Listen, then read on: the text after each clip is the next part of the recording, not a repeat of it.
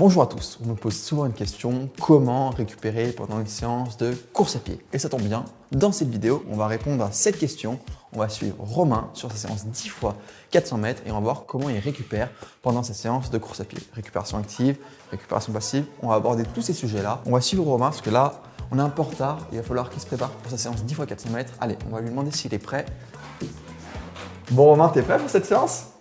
Non, pas trop, mais il faut bien. Moi, je te dis qu'avec le t-shirt Run Motion Coach, ça va donner des ailes, donc t'as intérêt à le mettre. Comme ça, tu seras encore plus fort pendant ta séance. Allez, c'est parti.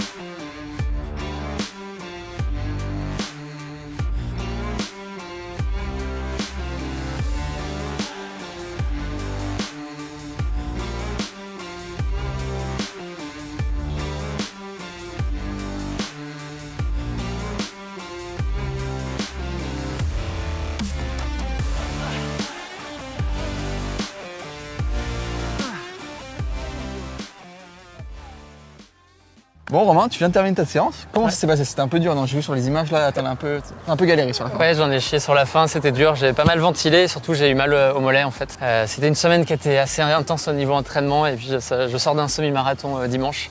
Donc c'était pas forcément le meilleur moment pour faire une séance, mais en plus en début d'après-midi, mais c'était pour les besoins de la vidéo. Donc j'ai prêté mon corps à la chaîne YouTube Run Motion Coach. Ouais, quel courage, je pense qu'on peut l'applaudir. Et en parlant de la séance un peu plus précisément, c'est quoi le but d'une séance de fractionné? En l'occurrence, une séance de 10 fois 400 mètres, récupération 200 mètres. C'est quoi le but de cette séance de fractionné?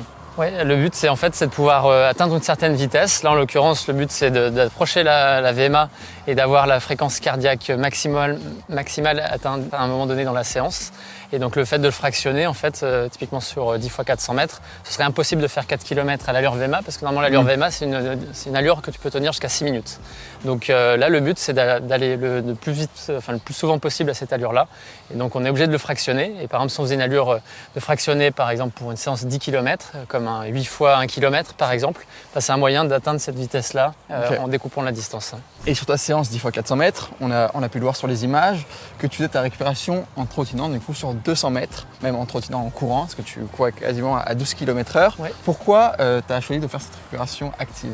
Alors déjà dans mon application Run Motion, j'avais donc 10 fois 1 minute récup 1 minute et j'avais fait le calcul. Mon endurance fondamentale est à 12 km/h, donc je me suis dit que j'allais faire la séance donc à l'allure VMA et la récupération à l'allure de cette endurance fondamentale. Pourquoi? C'est pour éviter en fait de redescendre trop entre chaque pic. Donc là on va le voir sur le graphique. Le but il est d'atteindre ma FC max. Donc moi j'allais atteindre, j'ai fait 191 battements par minute à un moment donné dans la séance. Okay. Alors c'était dans les 4 derniers blocs de cette séance. Et en fait, le fait d'avoir la récup active, ça m'a évité de redescendre trop. J'étais souvent entre 180 et 190 dans la deuxième partie de la séance. Et on l'a vu par exemple sur la répétition et la récupération 8. Oui. J'ai eu un problème, j'ai mes chaussures et mes lacets qui se sont défaits, donc j'ai refait mon lacet à ce moment-là. Ce qui fait que j'ai fait la récupération d'1 minute sur place. Et là, on l'a vu, je suis descendu, je crois, à 170, mais on va le vérifier en uploadant tout ça sur l'ordinateur. Je crois que je suis descendu à 170, donc on voit bien qu'en fait, quand on s'arrête, on redescend plus bas et ça recule en fait le pic et l'atteinte de la fréquence cardiaque maximale. Et donc il vaut mieux faire la récupération de façon active pour rester le plus possible dans la zone. Et en l'occurrence la zone 5, je l'ai fait un peu plus de, je crois, des 2 tiers de la séance dans cette zone 5. Donc la séance s'est bien passée de ce point de vue-là. Ok, top. Et c'est vrai que parfois pour les personnes qui veulent débuter la course à pied, c'est compliqué dans un premier temps de faire sa récupération active. Ouais. Est-ce que si ces personnes optent pour une récupération passive, est-ce que ça présente, il y a quand même des bienfaits ou pas? T'en vois toi des potentiels bienfaits en faisant une récup passive? En fait, quelqu'un qui va débuter la course à pied, très souvent il va avoir du mal à trouver exactement la bonne allure qui va être la sienne, par exemple sur une séance VMA. En général, on part tous trop vite sur cette séance. Donc le fait de faire une récup en marchant, par exemple, ça permet d'éviter d'être trop fatigué tout de suite. Et donc c'est pas plus mal au début, quand on cherche un peu ses allures, à faire la récupération en marchant. Mais assez vite normalement, au bout de 5-6 séances de VMA ou 5-6 séances sur une séance P 10 km par exemple, on est censé trouver son allure et on est censé au moins trottiner. Si on ne va pas à l'allure de son endurance fondamentale, on doit au moins trottiner sur place. Okay. Et là, moi par exemple, là je suis parti un peu vite, je voulais tout faire entre une 10 et une 12 pour mes séances, donc un peu plus de 20 km/h. Mais le premier, je suis passé en une 9 et en fait, j'ai un peu dérivé, j'ai fait une 9, une 10, une 11 et même une 12 sur 1 avec une récupération active. Si j'avais fait ma récupération sur place, j'aurais probablement tout pu faire en une 9. Par contre, j'aurais probablement atteint ma FC max, mais un peu plus tard dans la séance parce que je serais redescendu. Donc d'un point de vue des chronos et de Strava, ça aurait été mieux si j'avais fait en marchant la récup, j'aurais tout fait en une 9. Mais d'un point de vue de l'entraînement et d'un point de vue de l'amélioration et de la progression, ce qui est quand même ce qu'on recherche quand on s'entraîne, c'est mieux de faire la séance de cette manière avec l'endurance active. Ok.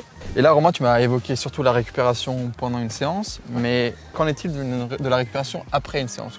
Comment ça marche? De la même manière, idéalement, la récupération après la séance, on doit trottiner autant que possible. Petit footing en endurance fondamentale, 5 à 10 minutes. Et après, il peut y avoir une distinction, c'est par exemple si tu es vraiment fatigué ou si tu as mal aux jambes. Moi, j'ai eu mal au mollet, donc ce que j'ai fait que 2 minutes en endurance fondamentale et après j'ai continué un petit peu en marchant.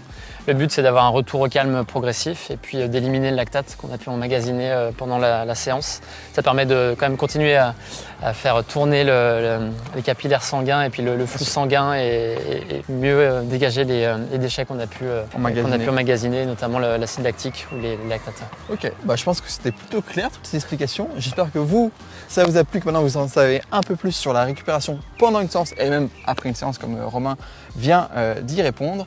Si tu as aimé la vidéo, je t'invite à lâcher ton meilleur pouce bleu, à indiquer aussi en commentaire si toi tu fais ta récupération en courant, en marchant ou de manière passive. Moi il ne me reste plus qu'à te dire ciao ciao. Et puis bon entraînement. Ciao. Ciao.